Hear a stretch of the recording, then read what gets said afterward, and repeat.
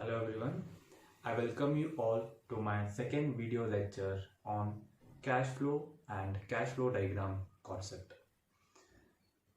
If you do remember, in our previous video, we have discussed something related to the definition of engineering economics, the definition of cash flow, the definition of cash flow diagram, and also we had considered a numerical problem related to cash flow diagram factor, which is called as single payment compound amount factor. But the agenda of today's video lecture is going to be the second factor of the same concept, which is called as cash flow diagram.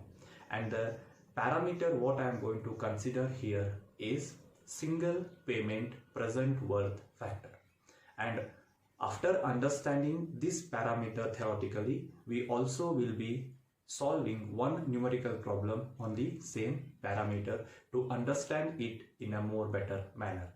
But to understand the second parameter in theoretical manner and as well as in practical manner, we should not forget our first factor and its meaning.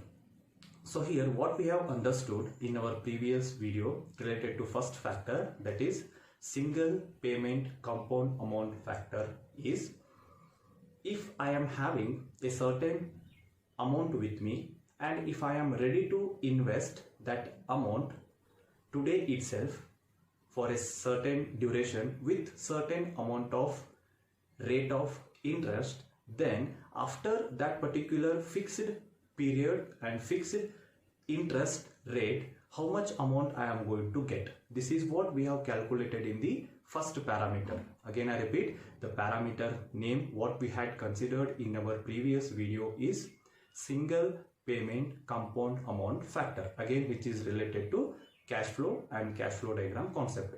But the factor what we are going to consider today is the second factor is exactly reverse of the first factor. That means in second factor we are going to calculate the amount what I must have today to invest with a certain rate of interest so that I am going to get a known amount after certain duration. This is what is the meaning of second parameter, which is called as the single payment present worth factor. That means if I would like to get 10,000 rupees of amount after a certain duration, that duration may be 1 year or that duration may be 1 month or that duration may be 1 week. But for this duration, the rate of interest will be fixed. That may be 1%, that may be 2%, or that may be 3%. So now to get that fixed amount after certain duration with a certain amount of rate of interest, how much amount I should invest today.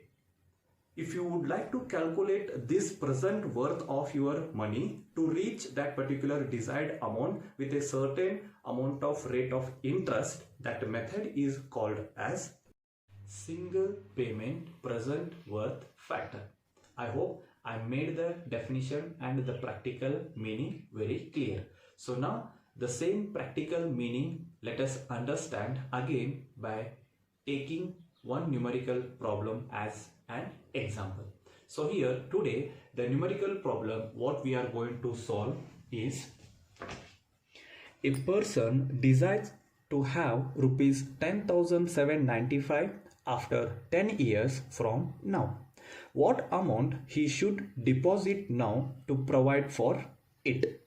Interest rate is 8% per annum. So here in this numerical problem, the definition is very clear.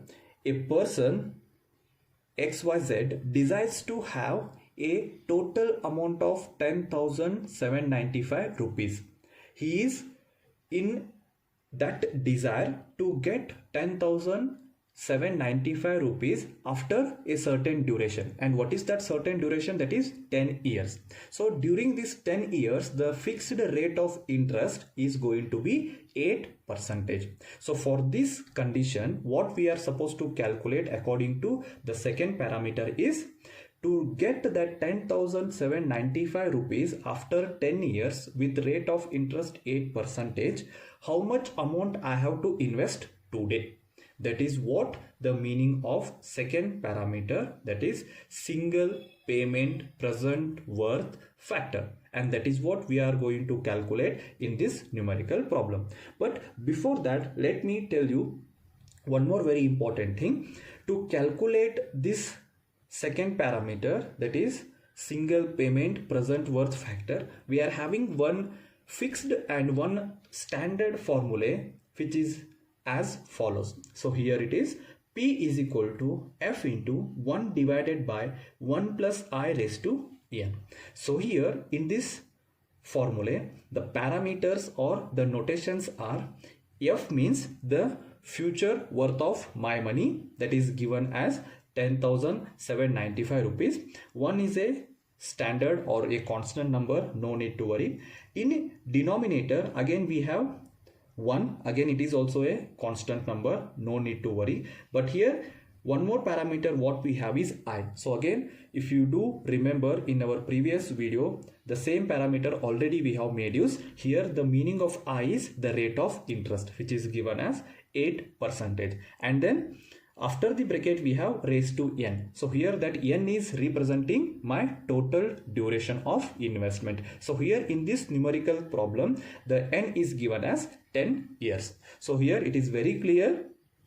In formula, what all the parameters are there? All the parameters are known to us. So now by using these parameters, I am supposed to calculate the present worth of my money.